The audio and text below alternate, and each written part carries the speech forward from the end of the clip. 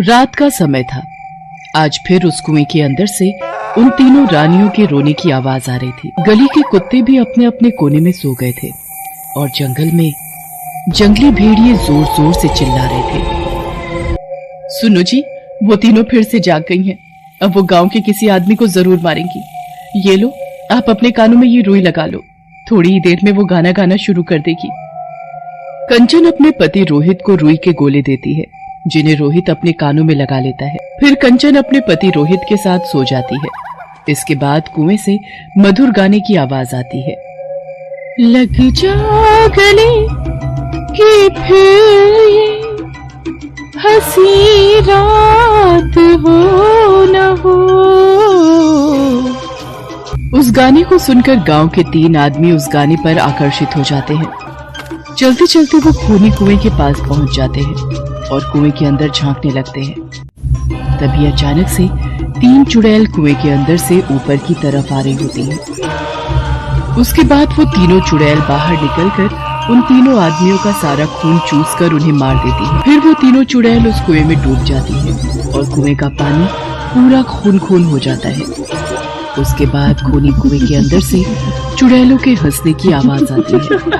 अगले दिन सुबह जब गांव के लोग उन तीनों आदमियों को कुएं के पास मरा हुआ देखते हैं तो सब बहुत डर जाते हैं। आखिर ये तीनों चुड़ैल गांव के मर्दों को क्यों मार रही हैं?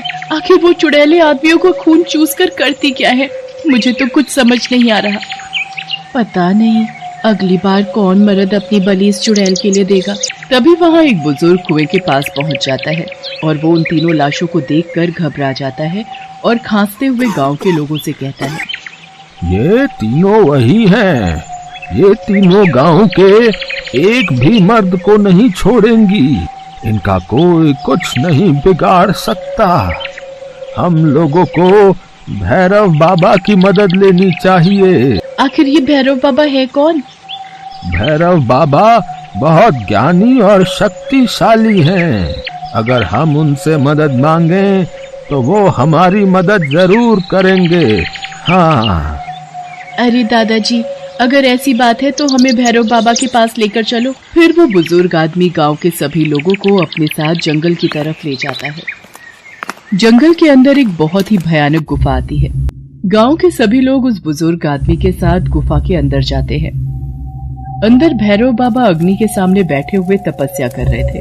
जैसे ही भैरव बाबा अपनी तपस्या पूरी करके अपनी आंखें खोलते हैं, वो अपने सामने गांव के कुछ लोगों को देखते हैं और उनसे पूछते हैं, क्या चाहिए तुम लोगों को? क्या लेने आए हो तुम यहाँ? बताओ मुझे। बाबा, हमारी मदद करो, हमारे गांव को बचा लो बाबा। वो तीनों चुड़ैल हमारे गांव के मर्दों का खून चूस कर उन्हें मार देती हैं। हमारी मदद करो बाबा, मदद करो। उन तीनों चुड़ैलों ने पिछली बार मुझे बहुत जख्म दिए थे, लेकिन इस बार मेरी बारी है। चलो मेरे साथ। भैरव बाबा रात के समय अपने साथ सभी गांव वालों को गांव वापस लेकर जाते हैं। भैरव बाबा खूनी कुएं के चारों तरफ अपनी भभूति डाल देते हैं और अपने मंत्रों का जाप करने लगते हैं, जिसके बाद कुएं के अंदर से बहुत डरावनी और भयानक आवाजें निकलने लगती हैं। कुछ देर बाद उसके अंदर से वो तीनों चुड़ैल बाहर निकल आती हैं और जोर जोर से हंसने लगती हैं। तो फिर से आ गया भैरव, तुझे अपनी जान प्यारी नहीं है क्या? इस बार मैं तुम तीनों को नहीं छोड़ूंगा। तुम्हें इस कुएं को छोड़कर जाना ही होगा। आखिर तुम इस गांव के मर्दों को क्यों मार रही हो?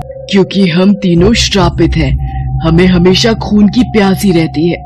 ये बहुत साल पहले की बात है। हम तीनों इस गांव की रानियां हुआ करती थी। हम तीनों बहुत खूबसूरत थी। हमने बहुत बड़े बड़े घरों के रिश्ते ठुकरा दिए थे, लेकिन धीरे धीरे उम्र बढ़ने के कारण हमारे चेहरे पर हल्की हल्की झुर्रियां और शरीर में कमजोरी आने लगी। एक दिन रात को हम तीनों आपस में बातें कर रहे थे। दीदी देखो तो हमारे चेहरे पर हल्की हल्की झुर्रियां आ रही हैं।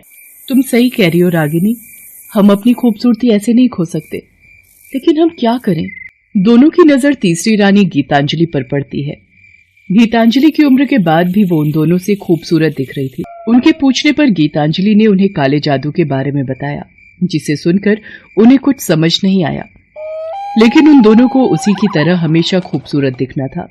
अगर तुम दोनों भी उस काले जादू को सीख लेती हो तो तुम भी खूबसूरत दिखोगी और हमारी खूबसूरती के आगे फिर कोई टिक नहीं पाएगा।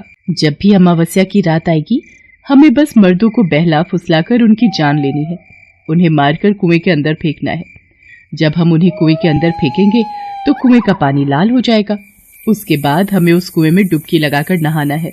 गीतांजलि की बात सुनकर बाकी दो रानियां परेशान हो गई थीं, लेकिन वो खूबसूरती के लिए कुछ भी करने को तैयार थीं। वो दोनों उसी तरह मर्दों को बहला फुसलाकर लाने लगी और उन्हें मारकर कुएं में फेंकने लगी। और उसी पानी में नहाकर जब वो बाहर निकलती तो उनका चेहरा पहले से भी ज्यादा सुंदर दिखने लगा। लेकिन एक अमावस्या की रात वहां पहले से ही 3 मर्द दिखाई दे रहे थे, जिन्हें देखकर वो तीनों मर्दों पर आकर्षित हो गई और उनको उन तीनों लड़कों से प्यार हो गया। इतने सुंदर मर्द हमारे गांव में कहां से आ गए? लगता है हम तीनों को अपने अपने हमसफर मिल गए हैं। उस दिन के बाद से उन्होंने उन तीनों मर्दों के बारे में जानना शुरू कर दिया, जिसके बाद ये पता चला कि वो तीनों एक बहुत ही प्रसिद्ध बाबा के बेटे हैं। उन तीनों ने उन मर्दों को शादी करने के लिए बहुत ललचाया, परंतु वो तीनों अपनी पत्नियों से बहुत प्यार करते थे। उसके बाद उन तीनों को उन मर्दों पर गुस्सा आया और उन तीनों ने उन्हें अमावस्या की रात को कुएं के पास बुलाकर मार दिया और कुएं में फेंक दिया। जैसे ही वो तीनों कुएं में डुबकी लगाने वाली थी, वहां तांत्रिक बाबा पहुंच गए। उन्होंने कुएं के अंदर झांक कर देखा तो उनके तीनों बेटे मरे हुए थे।